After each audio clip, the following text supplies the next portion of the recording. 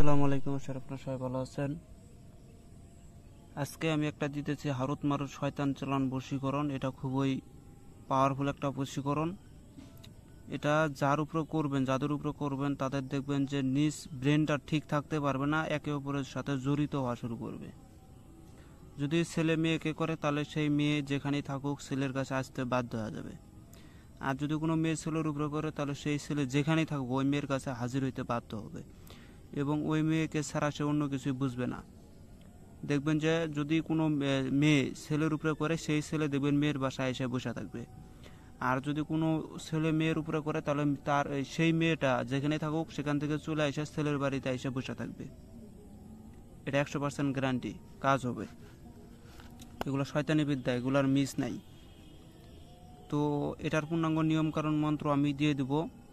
আর যদি কারো এই হারুত মারুতের কিবাটা যদি কারো প্রয়োজন হয় আমার সাথে যোগাযোগ করবেন। এই নোট ডায়েরি খাতাটা যদি কারো প্রয়োজন হয় আমার সাথে যোগাযোগ করবেন। একদম প্রত্যেকটা নকশার সাথে মন্ত্র আছে, মন্ত্র ছাড়া নকশা নাই, প্রত্যেকটার সাথে আছে এগুলা।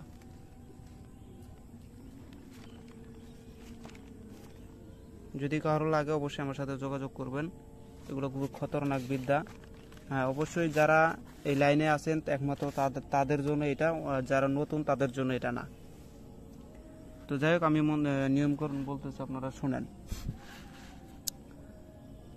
এই নকশাটা আগে সুন্দরভাবে দেখেন। এই যেভাবে আছে ঠিক সেভাবে আপনারা লিখবেন।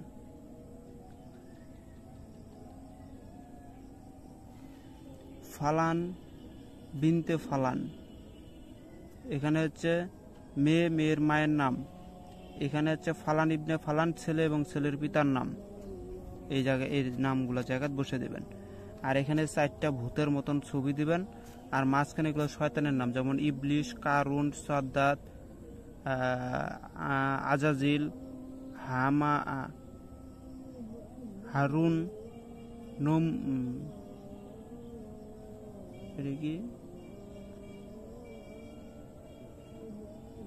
ফেরাউন, নমরুদ, মানে এগুলো আর কি শয়তানের নাম।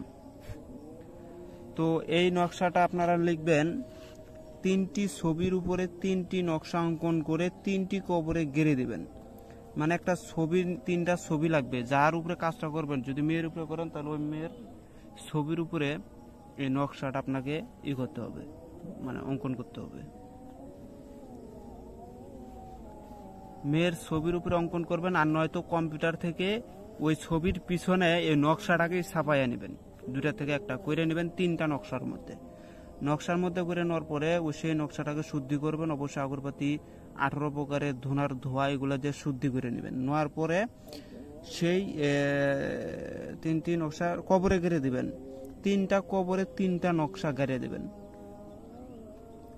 বিশেষ করে যদি মেয়ের বাড়ি মানে ছেলের বাড়ির থেকে যদি ছেলে কাজটা করে মেয়ের বাড়ির দিকে, তাহলে মেয়ের বাড়ির দিকে আশেপাশের এক জায়গায় কবরে গেড়ে দিবেন, শনিবার মঙ্গলবারে কবরে।